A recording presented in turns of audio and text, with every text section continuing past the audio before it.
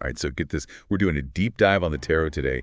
You guys sent in some really interesting stuff, including the Divining Tarot by Donald Tyson.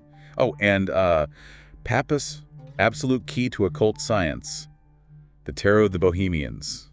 Looks like we've got our work cut out for us. These sources are amazing. They give us history, symbolism, practical techniques, the whole 9 yards. We'll make sure it's all clear and easy to understand. Sounds good to me. So for this deep dive, what should our listeners be ready to learn? By the end of this, you'll understand the tarot's history, symbolism, and how to use it for introspection and self-discovery. You know, how to navigate life's journey with it. Wow, that's intense. Where should we even begin? Let's start with The Divining Tarot by Donald Tyson. It lays out a 7-lesson system to learn to read the cards. It's a really structured approach that's great even if you're a beginner. 7 lessons. Okay. Break it down for us. What's the first lesson about? Lesson 1 focuses on developing your intuition and psychic sensitivity. Tyson believes these are essential for accurate and meaningful tarot readings. So it's not just about memorizing the meanings of the cards. Nope, not at all. Tyson argues that connecting with your intuition is how you tap into the energies and messages of the cards. He compares it to learning a language. You got to understand the grammar and vocabulary, but fluency comes from practice and immersion, you know? Right, that makes sense. So meditation, visualization, and journaling, those are the building blocks for lesson 1. Exactly. He provides specific exercises to help you develop these skills, like meditating on each card, visualizing its imagery, and then journaling your impressions and insights. Visualizing the imagery. I can see how that would help you connect with the card's energy. Precisely. And by journaling, you can track your progress and start to see patterns in your insights. So lesson 1 is all about laying the groundwork, tuning into your inner voice, building those intuitive muscles. What's next in this 7-lesson journey? Lesson 2 delves into the history and structure of the tarot deck. Tyson gives this fascinating overview of the tarot's origins, you know, debunking common misconceptions and showing its evolution over time. Okay, so we're getting into the nitty-gritty now. History and structure that sounds pretty dense. Right. What are the key takeaways the listeners should be aware of? One crucial concept is the division of the deck into the major and the minor arcana. Think of the major arcana like the major milestones or archetypes in life's journey. Okay, got it. It includes cards like the Fool, the Magician, the High Priestess, you know, figures and experiences that represent universal patterns and transformative moments. So those are the biggies, the heavy hitters of the tarot deck, the ones that make you go, whoa, this reading is getting real. Yeah, you could say that. They often symbolize significant life events, spiritual lessons, big psychological shifts, you know. The Minor Arcana, on the other hand, deals with those day-to-day experiences, the challenges, relationships, that kind of stuff. So the major arcana is like the big picture, and the minor arcana is zoomed in. Precisely.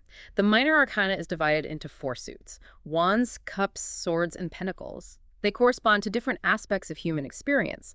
So Wands represent creativity, action, willpower, that kind of energy. Cups deal with emotions, relationships, and intuition. Swords symbolize intellect, challenges, and decision-making. And Pentacles relate to the material world, finances, and practical matters. Okay, I'm starting to see how this all fits together.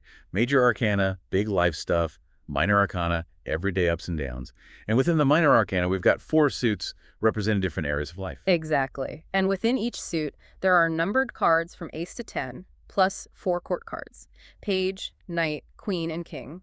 These cards provide, you know, further nuances and details within each suit's theme. Lots of layers here. We're going from the big picture to the finer details. What's lesson 3 all about? Lesson 3 gets to the heart of it all: understanding individual card meanings.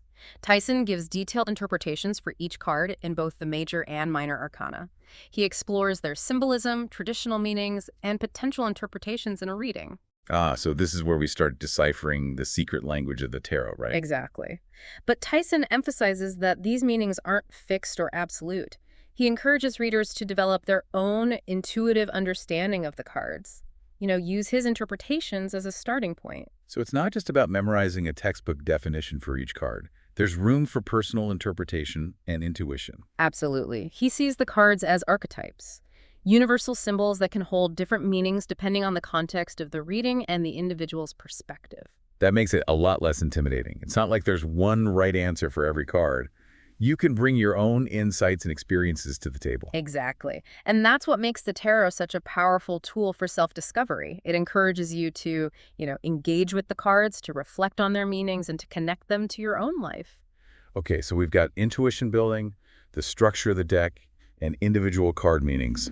What's next on the agenda? Lesson 4 dives into the practical stuff, giving a tarot reading. Tyson covers various spreads or layouts for arranging the cards, each with its own purpose and focus. He also discusses the importance of formulating clear questions and setting intentions before a reading. So, like setting the stage for a meaningful conversation with the tarot. Exactly. Having a clear intention helps you focus your energy and ensures the reading addresses your specific needs or concerns. It's like, setting a destination before embarking on a journey. That's a great analogy. Okay, so we've chosen our spread and we've set our intentions. What happens next? Then Tyson guides you through interpreting the cards in a spread, considering their individual meanings, their positions in the layout, and their relationships to each other. So it's like piecing together a puzzle. Each card is a clue, and you have to figure out how they all fit together to tell a story. Exactly. And this is where your intuition really comes into play. You're not just looking for literal meanings, but for the underlying themes, patterns, and messages that emerge from the cards. Okay, I'm getting excited now. It's like we're cracking a code, uncovering hidden messages. That's exactly what makes tarot reading so captivating. It's a journey of discovery, both for the reader and the person getting the reading. This is fascinating stuff. I can't wait to see what the remaining lessons have in store. But before we move on, I want to make sure we're connecting all of this back to our listener. What's one key takeaway you'd want them to walk away with from these first 4 lessons? I'd say the most important takeaway is this. The tarot is not some rigid system of fortune-telling. It's a tool for self-reflection, a language for communicating with your intuition, and a guide for navigating life. Beautifully said. And remember, we're just getting started. Stay tuned for part 2, where we'll explore the remaining lessons in the Divining Tarot and delve deeper into the mystical world of the cards. Welcome back to our Tarot Deep Dive. We just went through those first 4 lessons from the Divining Tarot, remember? We talked about intuition, the structure of the deck, all that good stuff. Even did a little intro to giving a reading. Ready for more? Oh yeah. I'm hooked. What's next to these lessons? Well, lesson 5 gets really interesting. It's all about using the tarot for divination, like how to interpret the cards to get insights into the past, present, and future, all those possibilities. Okay, so this is where we see how the tarot can maybe predict the future, right? Yeah. Kind of. Tyson is really clear that divination isn't about predicting set outcomes. It's more about understanding the energies at play and, recognizing potential paths and choices. So not like a crystal ball where you see specific future events. Not exactly. It's more like a weather forecast. It can tell you there's a chance of rain, but it can't guarantee it will rain or tell you exactly where and when each drop will fall. Okay, that makes sense. So how does Tyson approach divination in this lesson? What does he say? He brings up a few different divination techniques, including analyzing card combinations, recognizing patterns in the spread, and using intuition to connect the cards back to the question or situation. So like being a detective, huh? You're Yeah. looking for clues, connecting the dots, and you build a narrative. Exactly. And Tyson really stresses staying objective and avoiding biases when you interpret the cards. He wants readers to approach divination with a sense of curiosity and openness, not trying to make the cards fit a specific outcome. You know what I mean? That's a good point. It's easy to get caught up in wanting a specific answer. Yeah. But really, the tarot's there to guide us, not to control our destiny. Right. Lesson 6 goes into this fascinating concept, the magic of the tarot. But don't think wands and spells. Tyson clarifies that it's not about, changing external events. Okay, so what kind of magic are we talking about then? He's talking about the tarot's power to transform our inner world, like our mindset and such. He believes that working with the tarot can help us develop our intuition, understand those subconscious patterns, and become more conscious creators of our reality. Wow, that's empowering. So it's not about controlling things outside of ourselves, but about mastering our inner world. Exactly. And he suggests using the tarot for personal growth exercises, like creating affirmations from the cards, meditating on specific cards for insights, even things like using the cards for creative writing or art. So the tarot can help with self-discovery and creative expression. Absolutely. It gives us all these symbols and archetypes that can really help us understand ourselves and see the world differently. I'm looking at the tarot in a whole new light now. It's not just fortune-telling. It's about intuition, exploring ourselves, and reaching our full potential. That's it. And that brings us to lesson 7, the last lesson in Tyson's system. This one focuses on developing your own style of reading the tarot. Ah, so this is where we become the masters, making our own way with the tarot. You got it. Tyson really encourages readers to experiment. Try different spreads, develop your own interpretations of the cards, and create a system that works for your intuition and your approach to the tarot. So it's about finding your own voice as a tarot reader. Exactly. He says there's no one right way to read the tarot. What matters is that your approach is authentic, intuitive, and meaningful to you. This is really inspiring. It's like we've come full circle from that first connection with our intuition. Now we're embracing our own unique style as readers. We've covered a lot of ground, haven't we? We went through all 7 lessons in the Divining Tarot. Intuition development, card meanings, divination, the magic of it all. Okay, before we move on, let's connect this back to our listener. What's one key takeaway you'd want them to remember from these final lessons? I'd say this: embrace the tarot as a journey of self-discovery. Let yourself explore, experiment, and develop your own connection with the cards. There's no right or wrong way, just the path that resonates with you. All right, we're back for the final part of our tarot deep dive. We spent the last 2 parts exploring the Divining Tarot. But remember, we have that other source, Papus, absolute key to occult science, the Tarot of the Bohemians, right? Let's see what it has to offer. Papus takes us way back to the esoteric roots of the tarot. It connects it to things like Kabbalah, numerology, and ancient symbolism. It's a great complement to Tyson's more practical approach. Sounds like we're about to uncover some deeper secrets here. What's the biggest connection you see between these 2 sources? Both sources really highlight the tarot's connection to the universe, like a deeper structure. Tyson focuses on the recurring symbolism and archetypes, but Papus goes deeper into the numerology of the tarot, specifically the Tetragrammaton. Ah, yes, the Tetragrammaton. That was in the original listener notes. Can you remind us what that is again? It's the Hebrew name for God, represented by those 4 letters, YHVH.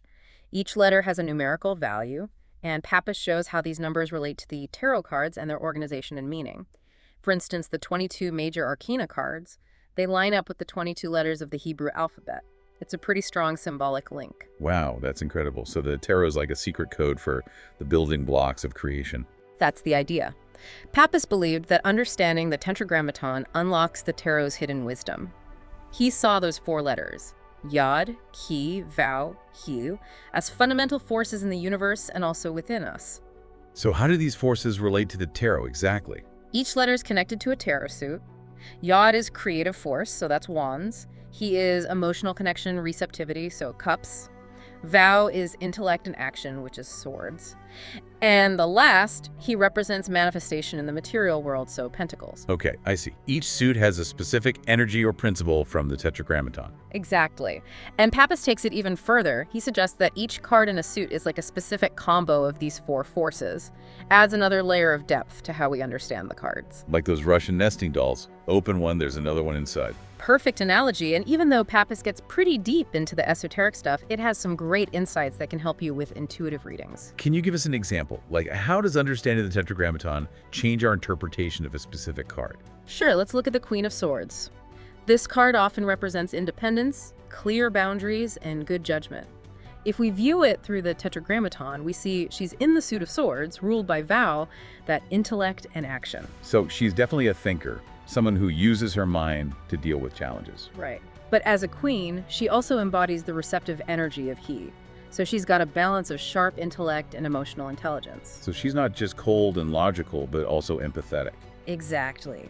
This helps us interpret the Queen of Swords in a reading, right? Maybe it points to needing clear communication, setting healthy boundaries, or making a decision based on logic, A&D intuition. This is amazing. It's like adding a whole new dimension to how we interpret the tarot. That's what's so great about exploring different approaches to the tarot, combining the practicality of the Divining Tarot with the esoteric insights of Papus really creates a rich experience. I totally agree. We've covered so much ground in this deep dive.